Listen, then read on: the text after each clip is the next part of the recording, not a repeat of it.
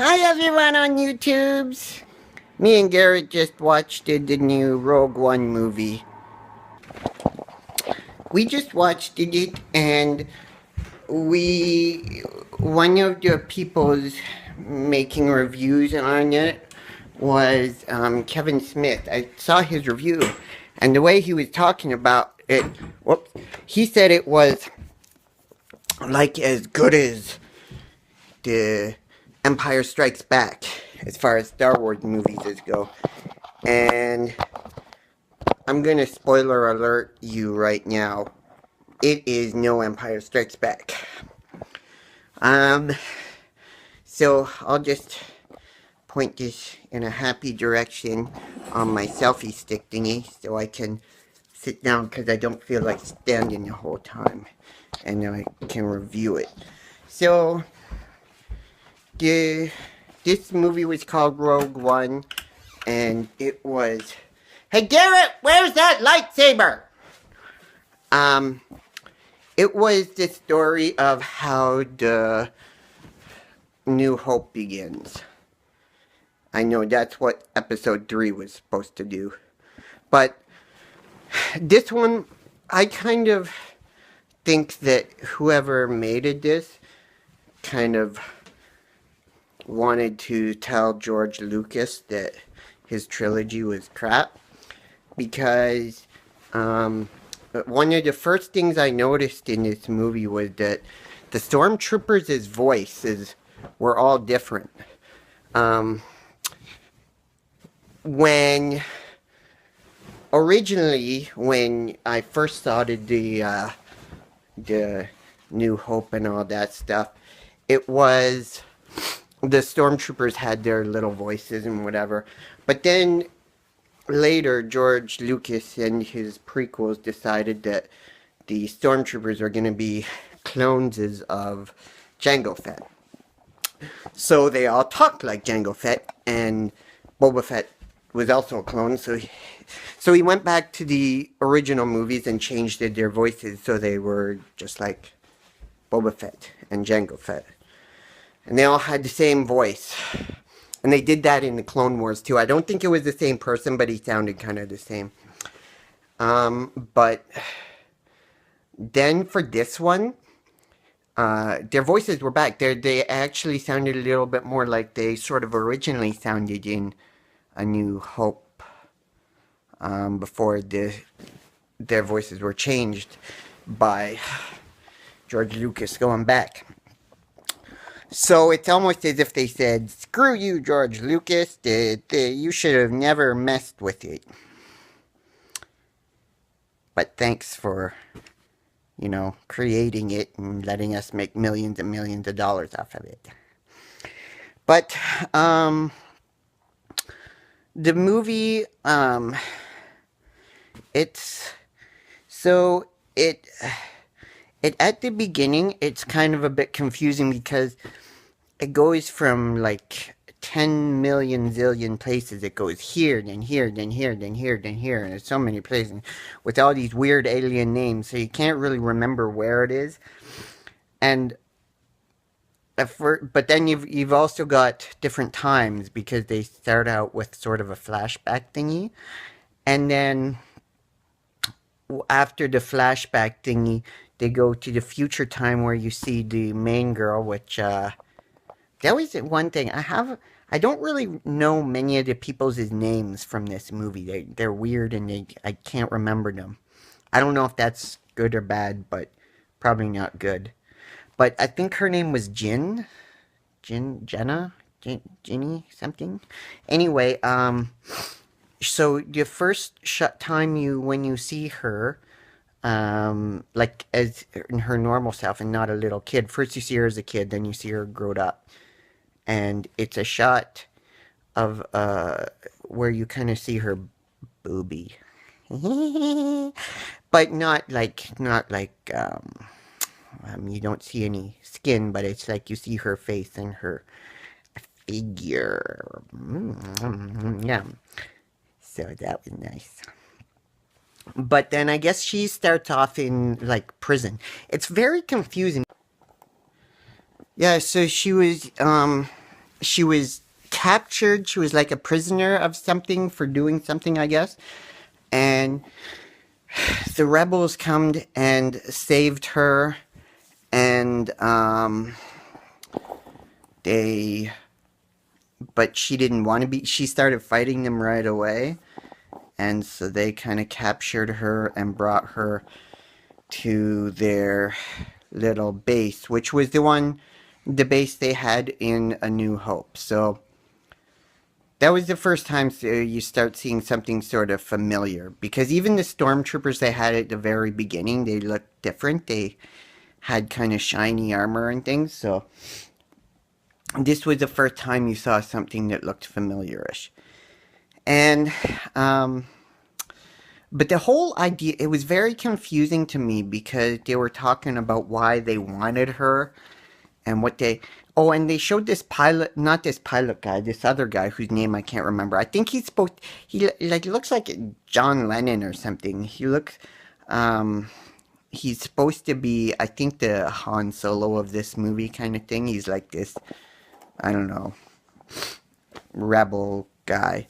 Anyway, he gets some information about, I think, Jin, um and the guy who just told him what he wanted to know, he just shoots him. He kills his friend. So right from the beginning, I was thinking, okay, so what's up with this guy? Is he gonna turn out to be evil, or what's his deal? I don't know. Maybe they wanted me to think that for some reason. I don't know. Um, but anyway, the rebels alliance, they wanted Ginny because her dad helped design the Death Star. So they know that he's designing the Death Star, so they think they can get information about where he is from somebody else, who's that Forrest Whitaker guy. Um, so she's who saved Jin when she was a kid, so they're gonna bring her to that guy to find out where her dad is, I think, is what they're trying to do. It confused me. I'd have to watch it again, and I don't know if I'll want to watch it only to figure out what the story is. But anyway, so they go to him, this Forrest Whitaker guy. I can't remember his name either. He is in this place called Jeddah. That one I remember because it sounds close to Jedi, but I think that's on purpose because it's supposedly this. It's kind of weird, even though in the New Hope, no, yeah, A New Hope, Han Solo says about like, I don't believe in ancient religions and hokey all this stuff. It's, I don't know. It just seems, and the guy who is talking to Darth Vader, Tarkin, he said it, something about, or no, the other guy who was talking to Darth Vader said, your sad devotion to that ancient religion or something. Anyway, they just made it sound like the Jedi and the Force and all that is just a thing of the past that doesn't really exist anymore. But in this movie, it really does exist because this whole Jeddah city is it's like it has a temple. It's like a sacred city, I guess, where they have this temple thingy, and what they do in this temple is they mine crystals, the crystals that they use to make their lightsabers work. And this is the same thing they use, I guess, to make the Death Star laser thing work. And that kind of made sense because when you think of a lightsaber, it's like it's a very powerful laser beam. So if they had to blow up a whole planet, then sure, I guess it kind of makes sense that they use this very powerful laser beam, but like a zillion times bigger. So anyway, I guess the idea is that the Empire is taking all these crystals from this temple, which is annoying um, DeForest Whitaker and some of his people because they think the temple's sacred and all that stuff. Plus, I think they hate the rebellion and they just want to fight them. Or, I mean, they hate the Empire and they just want to fight them for the sake of fighting them. Um, but it's weird. It's kind of the timeline is kind of coincidental because supposedly this is like their very last shipment of all the rest of the crystals. And plus, there's a Death Star over top of this city, or I mean, not a Death Star, a Star Destroyer over top of this city because the Forrest Whitaker guy kept like stopping them from taking these crystals or something. So now they're like, we're serious and we're gonna take them all. I guess this is all explained very very quickly in the movie, so I don't quite know. So anyway, while Jin and her little Han Solo guy, whatever his name is, go to this city to see Forrest Whitaker, and but there's stormtroopers there, and then suddenly, for I think it's Forrest Whitaker's guys start like friggin' killing all the stormtroopers, but then which you think okay, so they're kind of on the same side as Ginny and her friends, who sort of start killing stormtroopers too. But then the Han Solo guy kills one of Forrest Whitaker's guys who is going to bomb them and winds up killing a bunch of innocent civilians. So I don't know what that whole thing was meant to like do. I mean, in real life, when there's wars in the world, like everybody knows who's who and who's on what side, and it's not like it's this like chaos in these remote sandy places where no one knows who's the enemy and who's fighting who, and it's just chaos and killing everyone. Like it's, I mean, so it was just a bit confusing. And anyway, it turns out that this was the first really really cool thing they did. I think in the movie was there was a hologram from Ginny's dad, where he explained himself why he was helping them make the Death Star, and it was because he was doing it against his will, and because he was annoyed with them, he decided he would make a secret weakness in the Death Star. Which was that was kind of cool because then it's like, oh, okay, well, no wonder there was this, little flaw in it that nobody ever seemed to pick up on that could destroy the freaking thing. It's because he designed it in there on purpose, hoping that someone would figure it out. Um, but just in time, again, a quinky dinkle kind of timeline thing. Then they decide, the Empire decides, oh, we got all the crystals out of that little mine shaft thing. So the Governor Tarkin guy who shows up and he looks okay. He kind of looks like Governor Tarkin, but he looks kind of like he's got a rubber face, like he's a cartoon, kind of. It doesn't look quite real. But anyway, he says he's gonna blow up the Jedi temple thingy with the Death Star. Which is weird because they're taking out the last of the crystals of it. I never thought about this before, but they're in the process of taking out the crystals. So they wouldn't have even had time to like install these crystals into the Death Star yet. So I don't know how they managed to do this. Apparently, the Death Star is already operational. Um, so anyway, they decided, but again, they didn't explain this very well. I think they decided to use the Death Star at only like a small percent of its power because all they did was they blew up the one sort of city on this planet instead of blowing up the whole planet.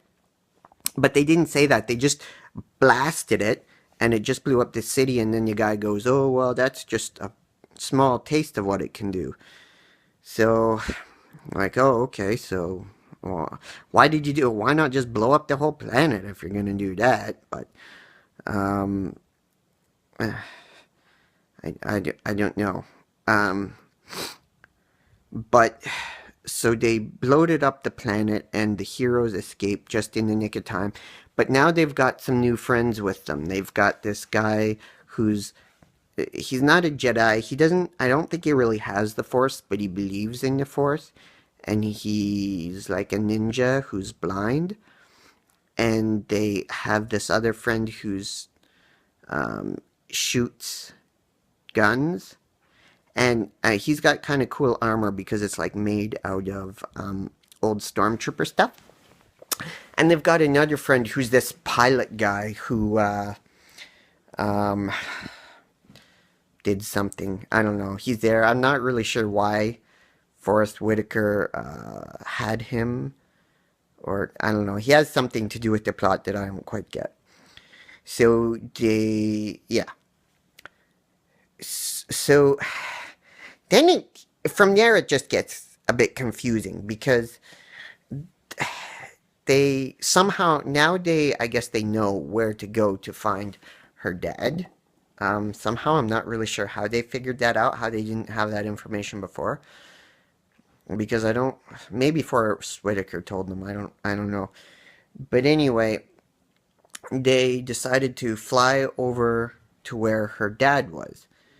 But it's not really clear why. I don't know what they hoped to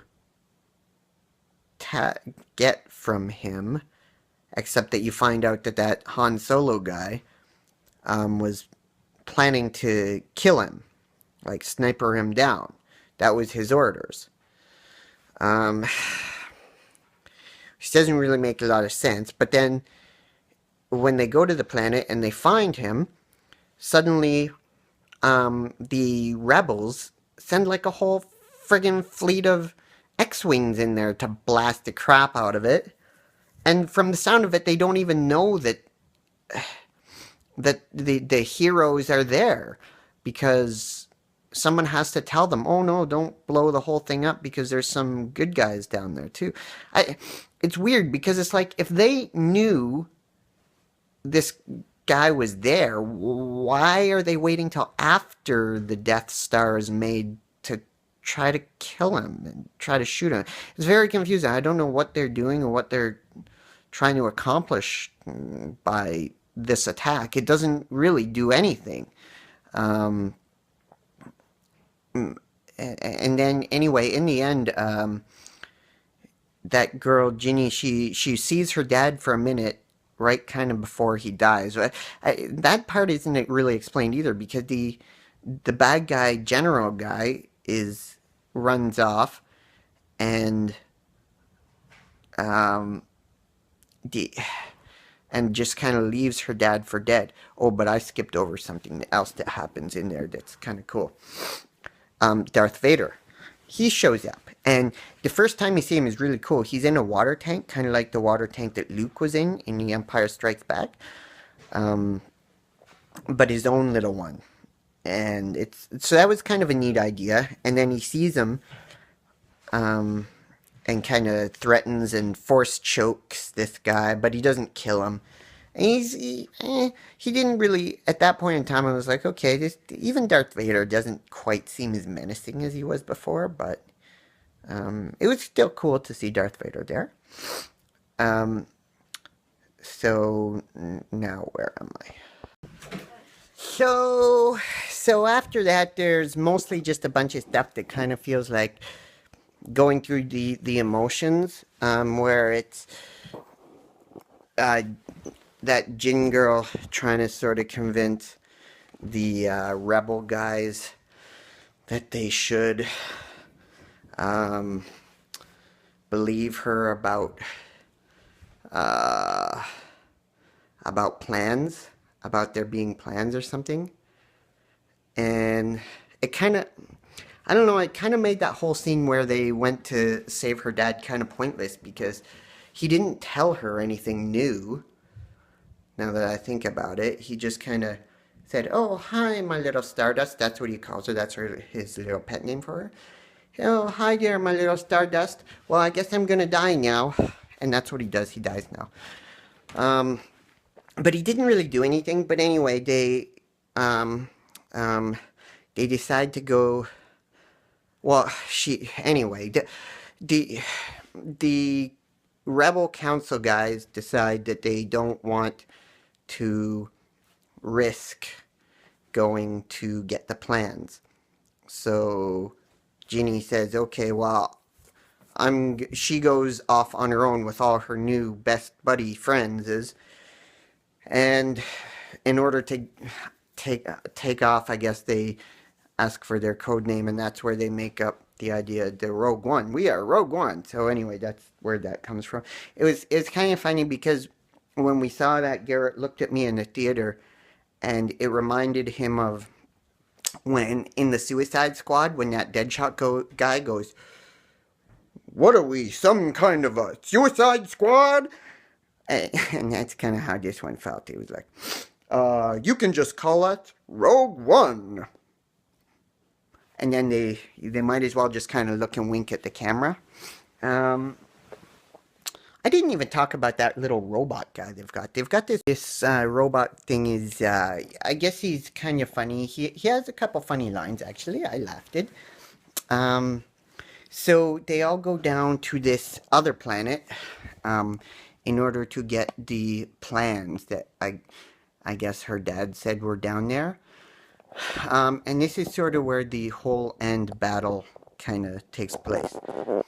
And it's a huge, kind of massive war with a lot of cool shots. And that part of the movie was kind of fun at first. Um, and it was okay. It could have gone on longer. That was okay. It wasn't the length that made it get annoying. What made it get annoying was like sort of halfway through the battle, they did this thing where they're like, "Oh, in order for us to in order for us to send the transmission through to the ships, we need to take out the force field." So this pilot guy had to go run around to find some power generator. And I don't know, I just felt like something that, like, they were like, "Oh, we need this pilot guy to actually do something, so we better add this other problem on top of it." I was like, why are you adding this on top of it? All you're doing is confusing me at a time in the movie where I don't want to feel confused. I just want to enjoy all of the fun stuff that's going on. And there was some fun stuff. But then, so there's this guy in white. I don't know what he's called. He's the evil guy. Um, he kind of shows up at the end, and he gets shot by the Han Solo guy. Um, but apparently not killed, which is weird because he's lying there completely not moving on the ground, so it looks like he's dead. But you kind of, I guess they say that he's not dead by having that girl tries to run at him and try to get him some more because she's mad at him. I guess I'm not sure why she's mad at him, but she's acting that way. Um, oh yeah, because when she was a kid, I guess she remembers him from like 15 years ago. Yeah, right. I don't remember anything from 15 years ago, but apparently she remembers this guy who she saw all the way across friggin' field from 15 years ago. Must be because of the white suit. Watch out, Mr. Clean. So she goes to run after him to kill him, and the Han Solo guy says, "No, let's go. Let's just go." Which at that point I was like, okay, that's actually good because I didn't like the Han Solo guy just killing him. I kind of wanted Darth Vader to kill him, and to be, because Darth Vader force choked him once to try to scare him and send him a message. So I thought this would have been really cool if, just like in the original trilogy, like Darth Vader gets mad at this guy for failing and he kills him, but that it didn't happen. No, what happened is the Tarkin guy decides to blow up, again, just a city. Yeah, he decides to blow up this city. I'm not really sure why, because really there's not a lot of rebels there. There's maybe like 10 or 15 rebels down there, and an entire base of the empire's peoples.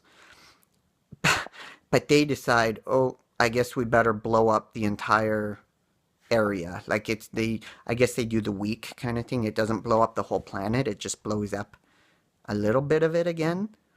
But it still blows up a lot. Like it'll blow up their entire fort. And like that just seems like bad management to me. Like, why would you kill all your people there when really the Empire was winning that battle? They could have. But anyway, after that is when it gets cool. Okay, at that point, um, the actual there was one kind of cool part where that robot guy I was telling you about, he picks up a stormtrooper and he uses it like a weapon and starts hitting other stormtroopers with him. That was kind of cool. There's cool things in this movie, and that's mainly what it is it's cool things. But that's mostly what it is. It's just cool things. Um, so yeah, after that point, it's cool. They've got the plans. They get the plans, and they're ready to get out of there. And that's pretty much, you figure that's the end. Um, and then they're like, okay, prepare to make the jump to light speed. And they're about to go into light speed when boing, suddenly this Death Star, I keep saying that, this Star Destroyer comes like almost out of nowhere, like it's right there. And they actually run their ships right into it because they're planning to take off, and the Star Destroyer is suddenly right there. So they fly their ships into it, and it was, holy frig, that's cool. Um, and that's the Star Destroyer, I guess, that has Darth Vader on it. Um, because they board a ship, the one that Princess Leia's on, the one from New Hope that she's on, while they're, but it's like even that's just an escape vessel, right? I think, yeah, that one's just an escape vessel. So from a different ship. So the actual ship that was an escape vessel from, it's so cool, actually. It's so cool. You just like, you hear that sound, that siren sound that you remember from the New Hope that goes meep, meep, something like that, and the ship is being boarded, and it's like all black, and then suddenly just ding, red lightsaber comes on like this, ding, and it's Darth Vader, and he's just standing there, and he walks through and cuts the crap out of the rebel soldiers. It's so cool. It's so cool. Like, I can't even, guys, I can't even. He takes his lightsaber and he's using one hand to like friggin' throw a guy. He throws a guy up on the ceiling and walks past and just casually cuts him up. He takes his lightsaber and he's cutting people while friggin' taking the force and flinging another guy across the air. Oh, it's so cool, guys. It's so cool. That one scene was like, that made it so that there deserved to be a movie for that one. A little bit. It was awesome. And then you see the part where this guy goes and gives Princess Leia. It's like it's a CGI Princess Leia who's made to look like, Princess Leia from A New Hope. Where she said, oh, and Darth Vader's eyes, they're red in this one, which I liked because nobody ever talks about this for some reason, but in A New Hope, Darth Vader's eyes are reddish. I always noticed that and bothered me. I didn't know why in the second two movies they were black, but in the first movie they were reddish, and in this one they're reddish. I thought that is really cool. Anyway, so they give the plans to Princess Leia, and so which leads like only moments later into when they get boarded and she has to put the things on R2D2. So the last, I'd say, 10 minutes of the movie was awesome. The first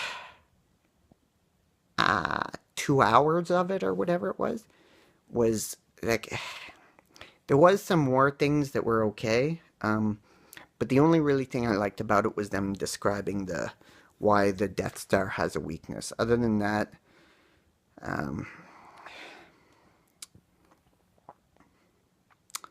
meh. And it was weird because I wasn't gonna go to this movie because I was like, a Star Wars movie without like lightsaber fights and that. Why would I even? But partway through the movie, I was like, you know what? They're adding the wars into Star Wars. You see war in this movie like really never before. Even though there's space battles and stuff in the ground combat in this is it's more warlike. So it's but anyway, I wasn't going to until everybody started saying how good it was, and yeah, it's okay. I liked it better than I liked it that new one, episode 7, which was just a ripoff of episode 4, because at least this one wasn't a total ripoff. But I think I would have liked it better if I think Garrett said this should have been episode 3. I think he's right. I think if they had put this kind of stuff into episode 3, then it would have been awesome. But still, that part of it was okay. So yeah, it still needed a lightsaber fight. They needed to figure out how to get one. Oh, I figured it out how to get one in there. The girl, Ginny, she's got a little necklace, crystal thingy. And it's the crystal that the Jedi use to make their lightsabers. And the blind guy who believes in the Force, he asked for it at one point. So if he had have somehow got a hold of it, I saw at the end his walking stick thing almost looked like a lightsaber shaft. So it would have been cool if he got that, and he could have like lightsabered down some of the bad guys. That would have been friggin' awesome. Why didn't he do that?